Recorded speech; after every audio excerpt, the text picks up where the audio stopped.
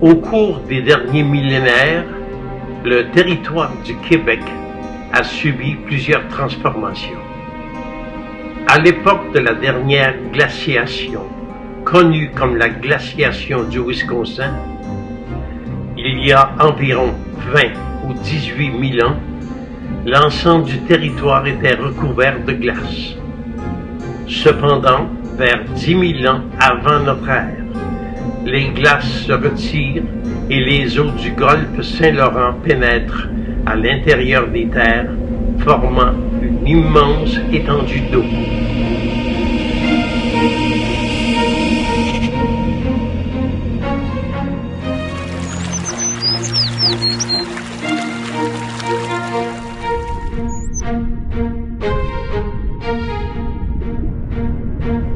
Les pierres de fée sont des concrétions formées lors du recul du front glaciaire.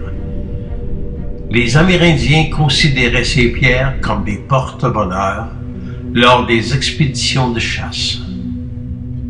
Ces pierres sont à l'origine du nom de la rivière Arikana. En algonquin, Arikana signifie rivière aux biscuits.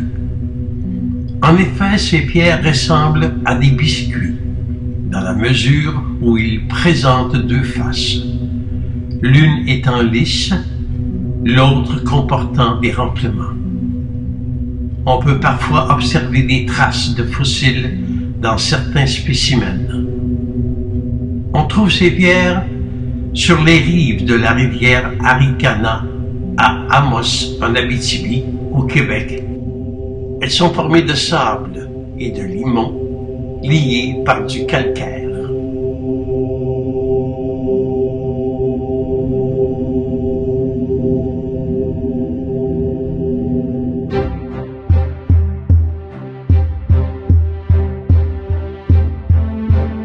Les pierres de fée sont très importantes pour les chamans.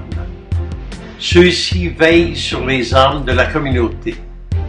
Les chamans demandent aux Amérindiens de porter les pierres de fée comme porte-bonheur, soit pour la chasse, la pêche et aussi à titre de protection divine. De nombreux vestiges trouvés, plusieurs en effet sont attribuables à la présence humaine il y a de cela 9000 ans, c'est-à-dire 1000 ans seulement après la fonte du dernier glacier d'une épaisseur de 3 kilomètres.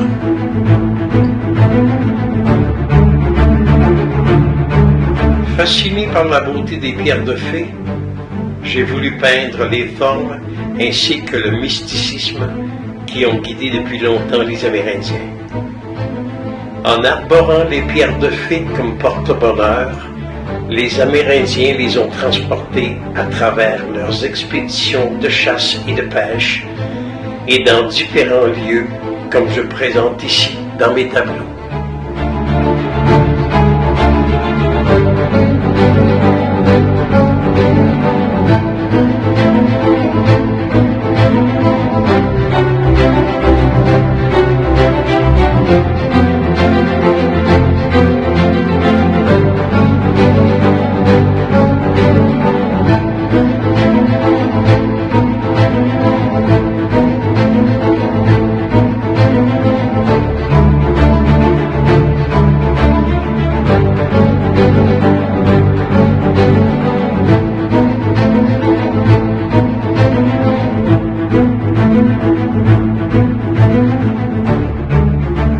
En conclusion, laissez-moi vous rappeler que vous connaissez maintenant de petits porte-bonheurs qui ont au moins 20 000 ans et que l'on appelle gentiment pierres de fée.